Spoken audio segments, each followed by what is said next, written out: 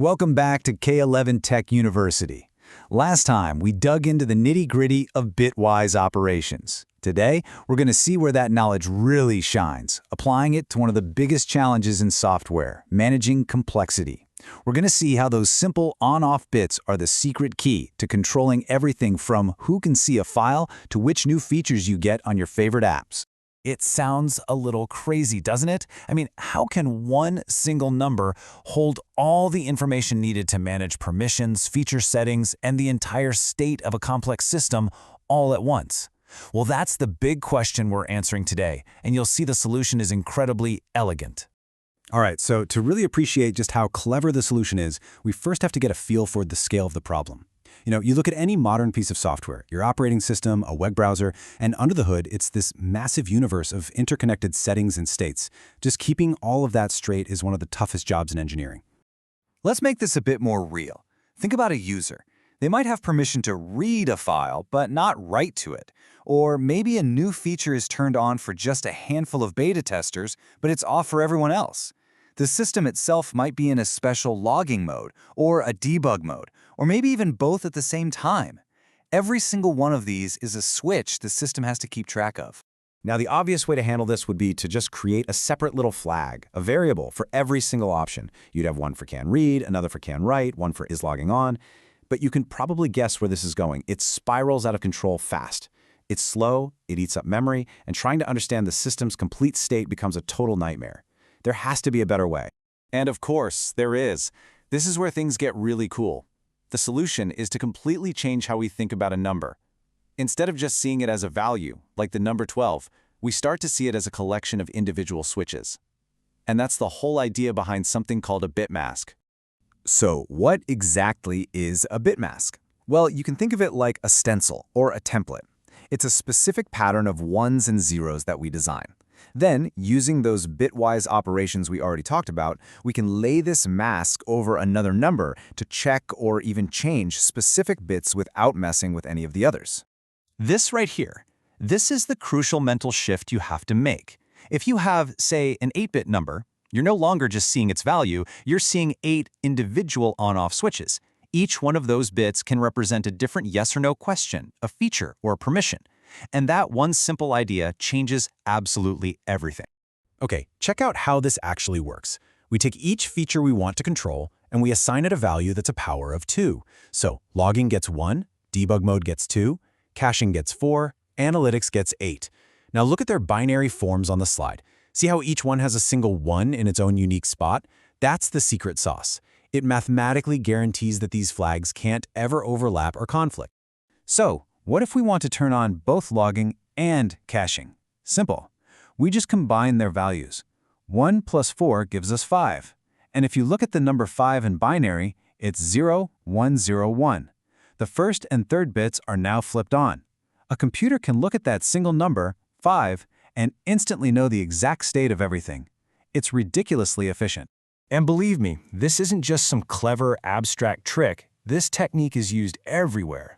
Once you learn how to spot it, you'll start seeing bit masks quietly running some of the most fundamental systems we use every single day.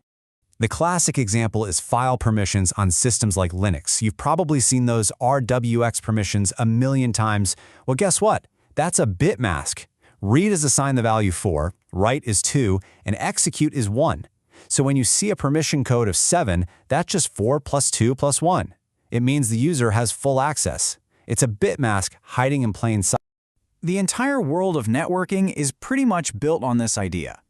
Firewalls use bit masks to instantly check if a tiny packet of data matches a complex security rule. Routers use them to figure out the fastest path for your internet traffic. It all comes down to making really complex decisions with a single lightning-fast operation. Think about huge databases managing millions of users, each with their own set of permissions. Can this user read data? Can they update it? Delete it? Instead of keeping this long, messy list for every single user, the system can just store one number, a bit mask, that perfectly describes all of that user's privileges. And this slide really brings it home to today. Big tech companies are constantly testing new ideas, using something called feature flags. A bit mask is the perfect tool for this. It can efficiently track if a certain user is part of an A/B test, if they should see a new button design, or if they need an older version of the code for things to work right. So, it sounds like the perfect tool, right? Well, with all this power comes a whole lot of responsibility.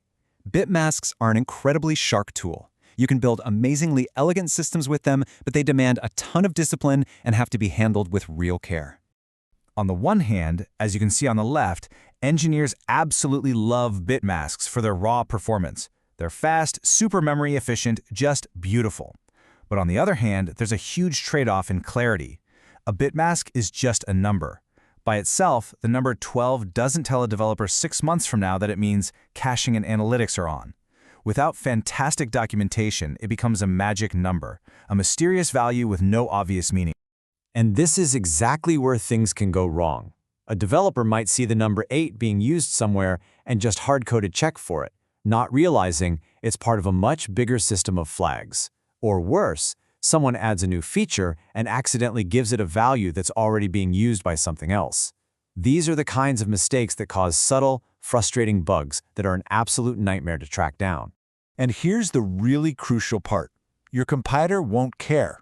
It won't throw an error just because you use the number 16 without explaining what it means. The code will build just fine. The real danger isn't that the program will crash. The danger is that, over time, the system becomes this unreadable black box that nobody on the team really understands anymore. It's a classic form of technical debt. But when you use them correctly, with that discipline we talked about, something amazing happens. Mastering bit masks does more than just solve a problem. It actually changes how you think about designing software. It forces you to adopt an algorithmic mindset. As you can see, you learn to think within real-world constraints, like memory limits and speed requirements. You learn how to pack the most information into the smallest space. You start to see systems not as a list of separate features, but as a whole set of interacting combinations. It's a truly foundational skill for any serious engineer. Ultimately, it really all comes down to this one simple, powerful idea. When you truly understand how to manipulate data at the bit level, you gain this incredible level of control. You're speaking the machine's native language, and that lets you build systems that aren't just functional, but are genuinely elegant and efficient. So far, we've seen how to turn bits on and off and how to check their status. In our next explainer, we're going to look at how to actually move them. We're going to dive into bit shifting, and we'll see how that one simple operation is the secret behind how computers do incredibly fast multiplication and division. This has been K11 Tech University. Remember our big takeaway today? When you control the bits, you control the system. We'll see you in the next lecture.